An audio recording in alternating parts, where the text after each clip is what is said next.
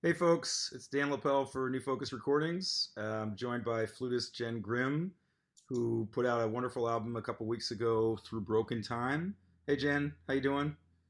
Hi, Dan. How are you? I'm well. I'm well. Good. Got we have a holiday today. Nice fall weather. So Is it fall where you are? In Miami, it still seems like it's pretty much summer, but it's is okay. it ever fall in Miami? I don't think so. Yeah, it's not really a thing. But you were in Vegas before this, and that doesn't really have fall either, right? No, yes. So I've been from like one really hot climate to another really hot climate, and I don't really know seasons really. One dry one to one super humid one, I guess. hmm hmm Well, I can't here, say I if prefer I could, either I would one. show you some. I can't. You can't really see it through my like East Harlem window, any foliage or anything. But it's here. It's here, and it's nice. I can Uh, imagine. yeah. So, well, let's talk about like this project in general and the sort of evolution of it. The almost all the works are by African American composers, and there's a strain of what your liner notes annotator called Afrofuturism, which I mean it's a term that obviously is like a big term in discussing like parts of the repertoire now. Maybe just like set it up for us a little bit so we have an idea of the overall concept behind the record. Yeah, I mean, I've always wanted to do a record of, music by Black composers. Some of them on the record are people that I've collaborated with for a long time. Some are new to me. And, this idea really evolved over time. And I've always wanted to do a project like this. It's just I never really had the opportunity. And finally moving to Miami and my new job, I was able to get a grant that helped me sort of put this project together. And so, while that was sort of like my original idea of the album, because, these are people that I really, really, really appreciate and just really, really respect as artists, I didn't want necessarily to be sort of limited to these specific people. I wanted to just play all music that I really wanted to play. Yeah. And then, while I was in the process of, figuring out the rest of the album, not only sonically, everything kind of has like a sort of urban New York feel to it on top of this idea of Afrofuturism. And so, bringing in Julia Wolf's piece kind of really fit the sort of New York urban kind of feel to the whole album that I thought was a nice contrast to some of the other pieces on the record. So while it kind of began as like this, solely Afrofuturist idea, I think just it kind of broadened just to kind of incorporate a lot of the kind of ideas that I like to, in concepts that I prefer to play in music, and like, pieces that really resonate with me. And ultimately that should be the best thing, is the pieces that I really want to play and pieces that I feel like I can do justice with. I think those should be the ones I play on the record. So that's kind of how the whole thing formulated. Yeah, totally. I mean, we were talking just before I hit record that there's a lot of different ways that you could sort of talk about and frame this album, and you could not mention the sort of Afrofuturist angle at all, and it's just like a collection of really great pieces that you play beautifully. Um, it is cool, though. I will say, in the last few years, I think particularly that some composers who, at least for me, I was definitely aware of. Well, Tanya Leone's music I felt was pretty ubiquitous in New York new music circles, and it I've always loved it, and it's great to hear it perhaps making it onto more programs now. But I think her music has been played like pretty consistently, which because it's so Right. wonderful. Uh, I was sort of aware of David Sanford's music, but I hadn't wasn't hearing it nearly as much as I am now, and it's so great, such great music. He's such a versatile composer who brings in different things from sort of different parts of his musical life, and similar with Alvin Singleton and discovering Valerie Coleman's music and Alison Loggins Hall's music. So it's been like a really cool moment to see that evolve and to learn about more composers, and so and this record I feel like is very much sort of in line with that, which is awesome. Yeah, um that's great. Thank you. Yeah. Yeah, I mean, each piece is a really good piece. And I just really wanted to, showcase, and not, yeah, you're right. Not everyone, these are not household names. At least they weren't when I conceived this album. And they're definitely now more prevalent and more programmed. And they deservedly so. Absolutely. Yeah. It was cool also that you included two David Sanford pieces. Uh, I don't want to mispronounce the earlier one. Klatka Still. Clock is still, Yeah. that's what I say. So yes. Yeah, yeah. And then the new one that he wrote for you, Offertory. So we also get Right. like a sense of sort of trajectory and chronology in his own output between the Right. two pieces, which is really, really neat. Yeah, and the in the offertory, so I've known David. I first played a Pierrot inspired piece by his back in 2008 with New York group Speculum Musicae. Yeah, sure. And yeah, and so we played it on tour, and I really dug the piece that we played. It was Dogma 74 was the Oh, title of it. And I think I heard that piece. Yeah. yeah, because I know Da Capo chamber players, they've played it recently, so Yeah. it's been done in New York. Yeah, and I really loved it because I felt like, there was odes and like respect to sort of the jazz idiom, but it was also very contemporary and also avant-garde. And I just sort of loved the interplay between like the, real modernist music plus jazz. And it just, I don't know, it just really resonated with me. So Yeah, yeah. back, I think about 5 years ago, my woodwind quintet, Zephyros Winds, we wanted to commission a composer to write us a piece. And we ended up all sort of coming together with ideas, and we all wanted David to write a piece. So he wrote us a piece. We got a grant from Chamber Music America. And he wrote us a wind quintet. It's called Tattoo. And so we actually toured with that piece for several years. And again, it was like this real wonderful integration of, really new novel ideas, but with some like rhythmic, like real rhythmic drive and like kind of funk and like all this like really cool stuff.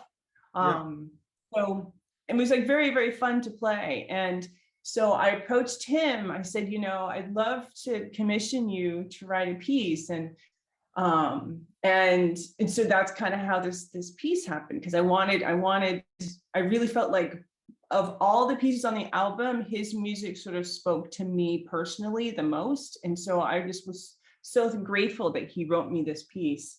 Oh, that's fantastic. And in this case, because he wrote it knowing me and knowing how I play and everything. And so, Yeah, so it was like, there was already a relationship there, which is great. yeah, I yeah. saw his big band at Shapeshifter Lab. I mean, I'm going to say a few years ago, but probably it's like 10 years ago now. And I had heard a couple chamber pieces of his prior to that, but then I saw his big band and I was like, okay, like this is sort of a rare unicorn composer who like really is like sort of elite in two different ways, very different ways of writing. You know, Right. they speak to each other. There's like a dialogue between them, which is sort of like what you're talking about too. Mm-hmm. It's great. I mean, Lee Hyla played a lot of improvised music. I don't know Oh if yeah. you ended up playing any of his stuff. I mean, he's passed away, but I Yeah. feel like there are other composers who had maybe a similar sort of like conversation in there, but I don't know of any. I feel like Lee Hyla's improvised work wasn't really like professional. He just sort of did it on his own. Oh, Uh, right. Whereas it seems like with Sanford, he's somehow able to keep both of these lines like active, Mhm. in a very sort of visible, you know, way that has some continuity, which is really pretty amazing. Yeah, yeah. And it's fun to play. It's virtuosic. It's groovy. It's Yeah. it's it's also like intellectually like very, very challenging. I mean, it's Yeah, no, everything. it's great. So, It's really, really great yeah. music. Should we maybe listen to a little bit of the piece he wrote for you, Offertory, and then like talk Yeah. a little bit after we hear it? How about Sounds great. some portion of the just like a snippet of the more lively second movement. Does that seem good? Yeah, that's great. Okay, great. Here we go. So here's David Samford's offertory, second movement. We're listening to Jane Grimm on flute and Michael Shepard on piano.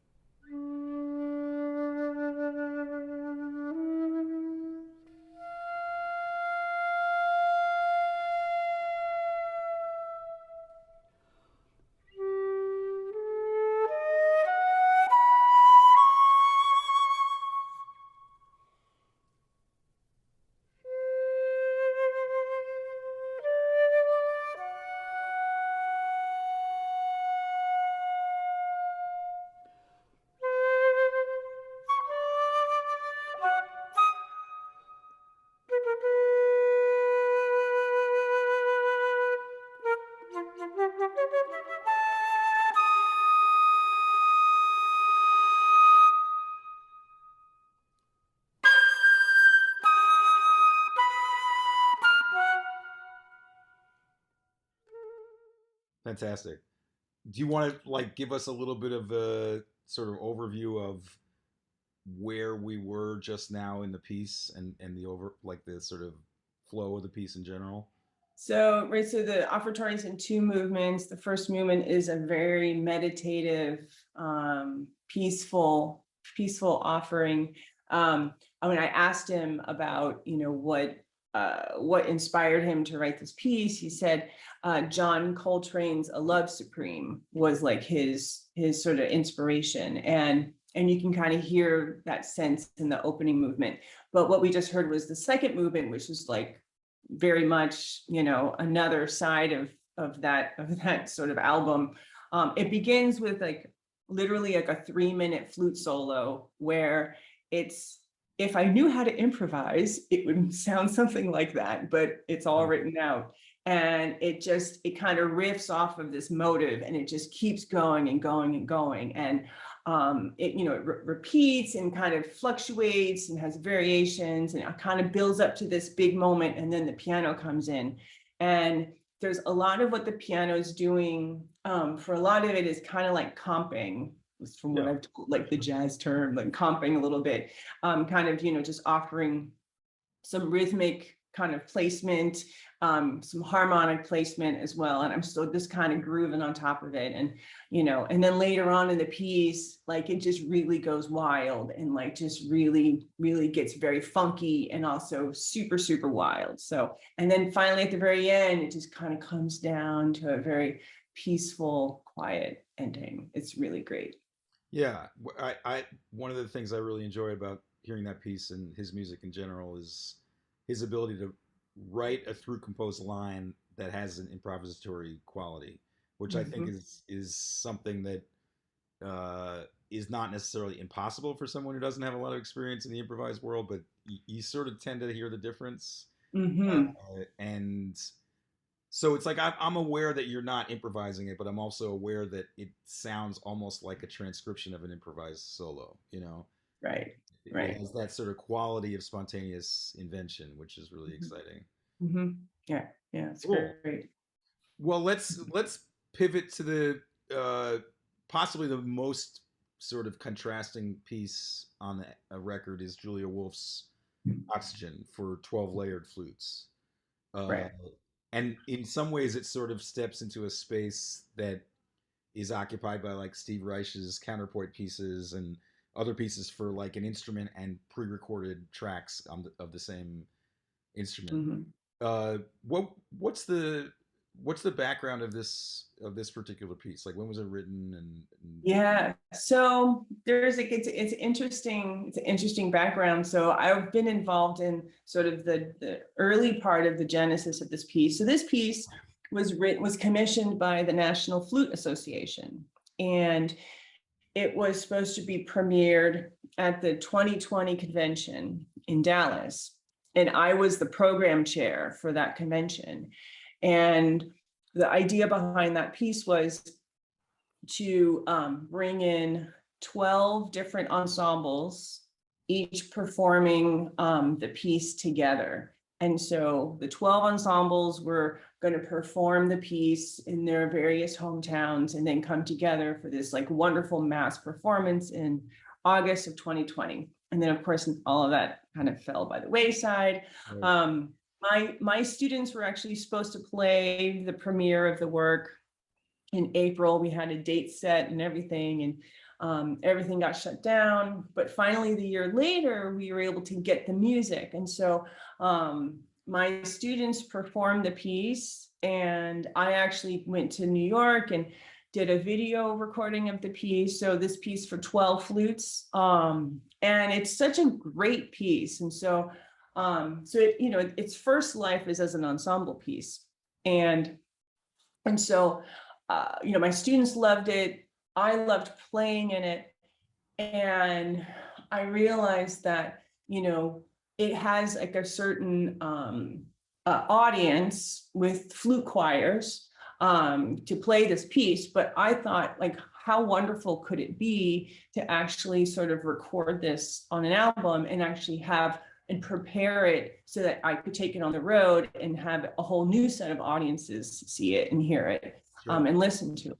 So I talked with Julia about the idea of doing a multi-track performance of it and then preparing for possible live concerts. And so she gave her full support of this project. So I ended up just recording all 12 parts myself, which I didn't realize I knew it was going to be a lot of work, but I didn't really, it was just, I don't know what I was thinking.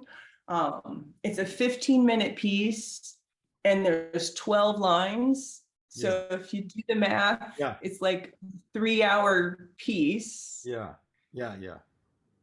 And so I recorded Steve Reich's Electric Counterpoint, like my own version of that. And so I've sort of been through the difference is, I think, there's a lot more sort of structural change in Julia's piece. Yes. The Reich, the sort of model is that he sets up these different layered cannons that enter in different points of the bar. And so you can record, like what I did is I would record like maybe 8 iterations of that, but then I would just loop and I think a lot of players do this, right? So you get enough variation in your 8 iterations that it doesn't sound like a machine, but you don't necessarily need to record 250 bars of it, right? But I think maybe in Julia's piece that probably wouldn't work because it's not static. It's not static in the same way. There are moments that are sort of like lock into a machine, but then it shifts and turns a corner, right? Right. No, there's sort of different sections, different themes throughout the whole piece. And so it begins with 6 piccolos and 6 flutes. So that's the first layer. So the first section is 6 piccolos and 6 flutes together. And in this sort of interlocking, this is sort of, for me, like the most Steve Reichian of the sounds, where it's this interlocking pocket of melodies, and you can, every time you hear it, you hear a different melody that pokes out over the textures and things like that. It's really, really cool. And then it morphs into everyone playing flutes. And then it kind of has like a different kind of feel to it. It's so it's very funky and gets very kind of aggressive. And then there's this central theme, which is this folk song theme. And so I think at this point, everyone's playing flutes. And then there's now the entrance of alto flutes and bass flute. So we have flutes, 10 flutes, and then 1 alto, 1 bass playing. And so again, yet a third section, completely new material. And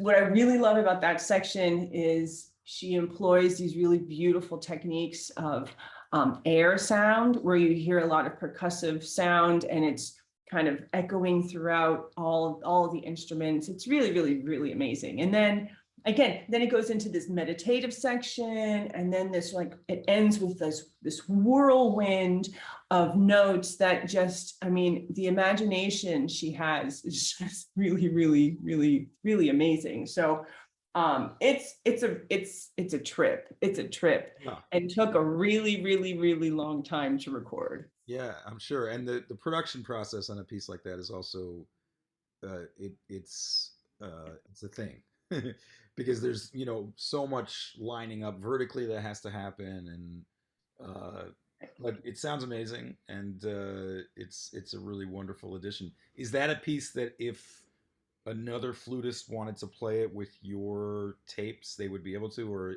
that at some point you think?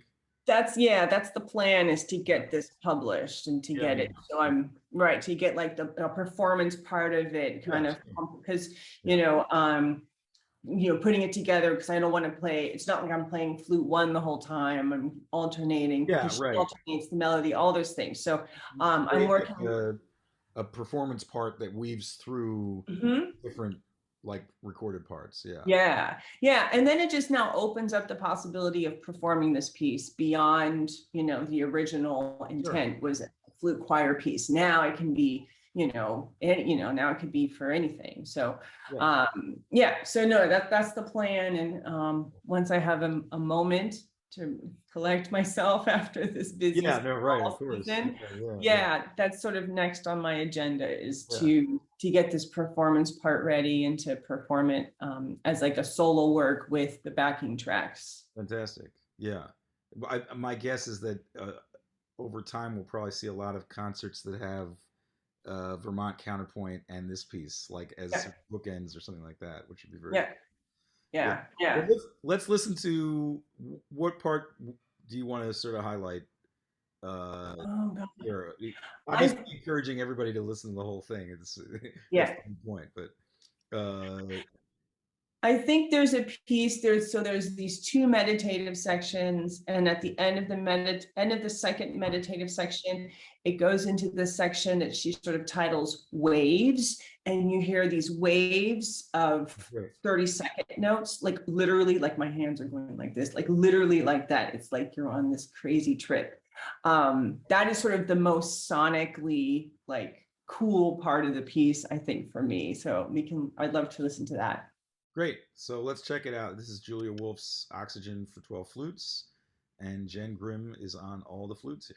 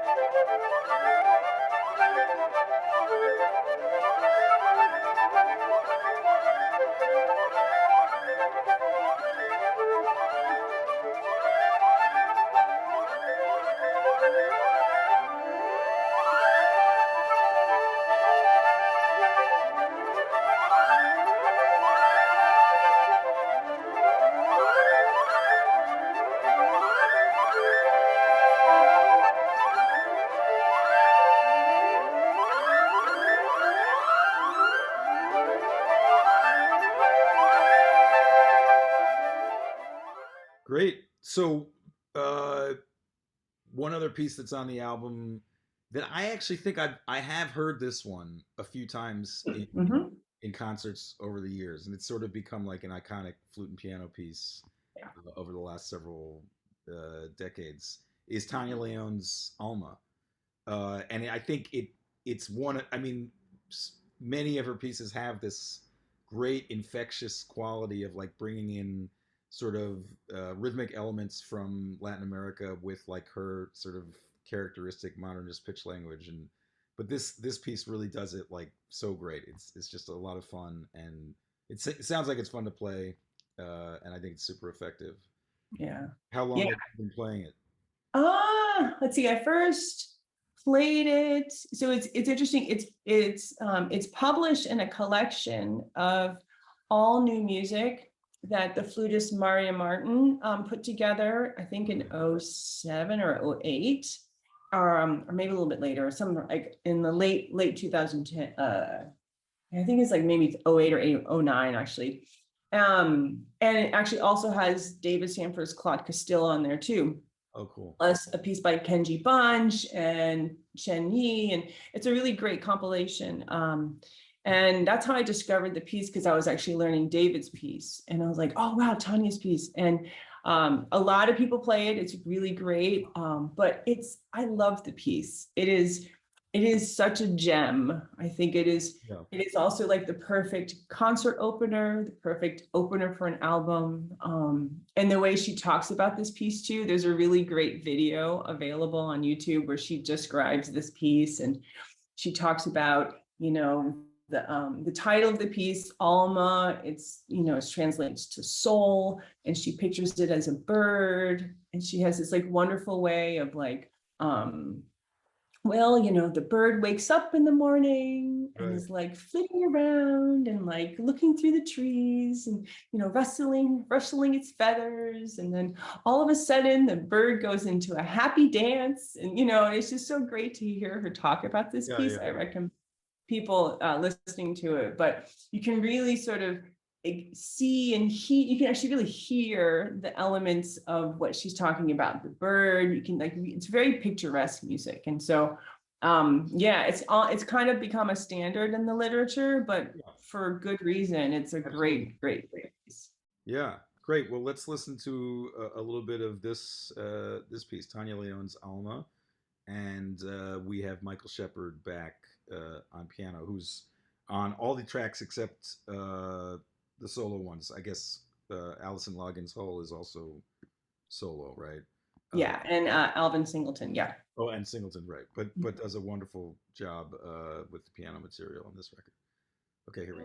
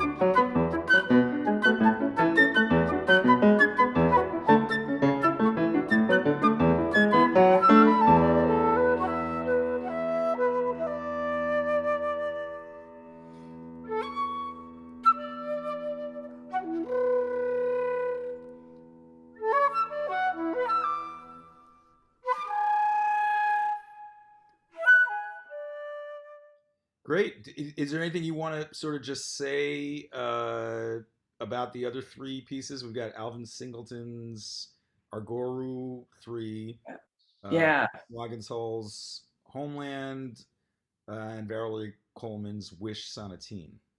Yeah, the Singleton work is it's really great. It's such an early piece of his. He wrote it when he was a student, and but it's like a million notes jam-packed into like 3 minutes. And so, but I really like it. It's sort of what I remember new music to be when I was like in school. Like this is sort of like hardcore, like this is like, oh, now it's like, okay, this is like when I'm practicing really hard, I want to be able to play music like this. And so this was kind of, for me, like, academically, intellectually, like this is the piece, and it is such a virtuosic showpiece. It's great.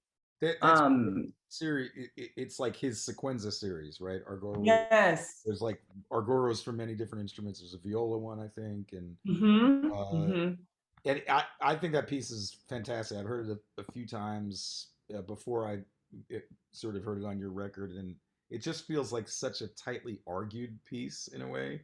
It's like a legal brief or something. Everything is just very like.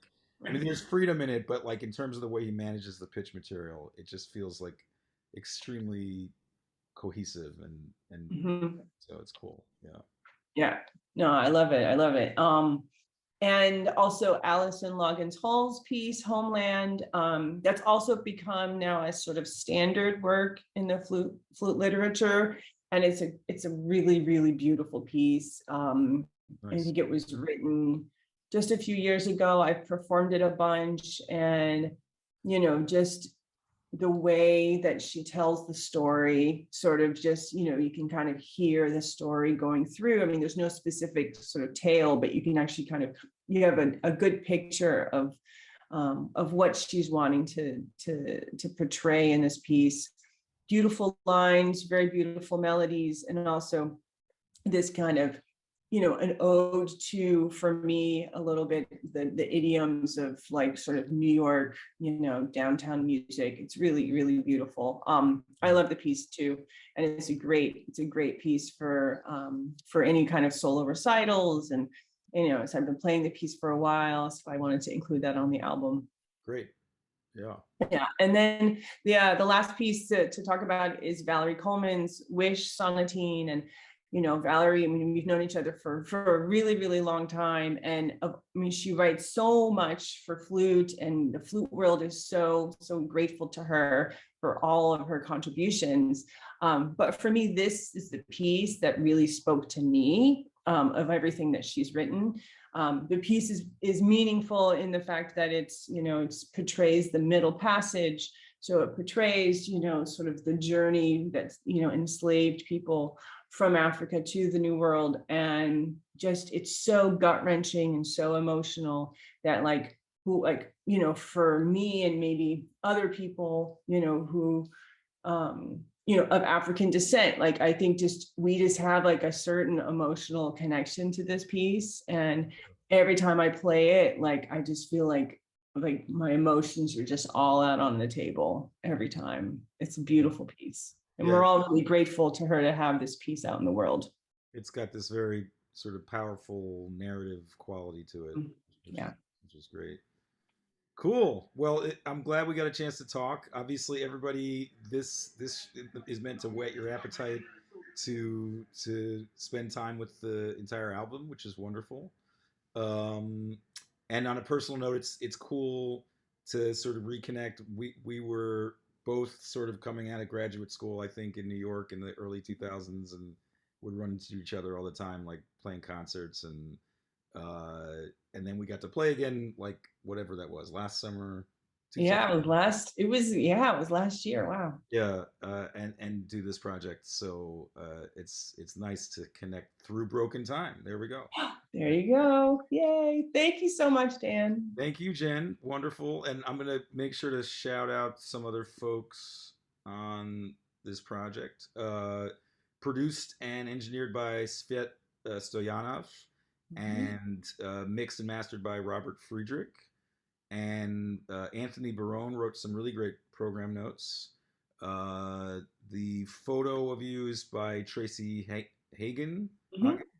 And Mark Wolf, who does so many great designs for us, did the design and layout for this.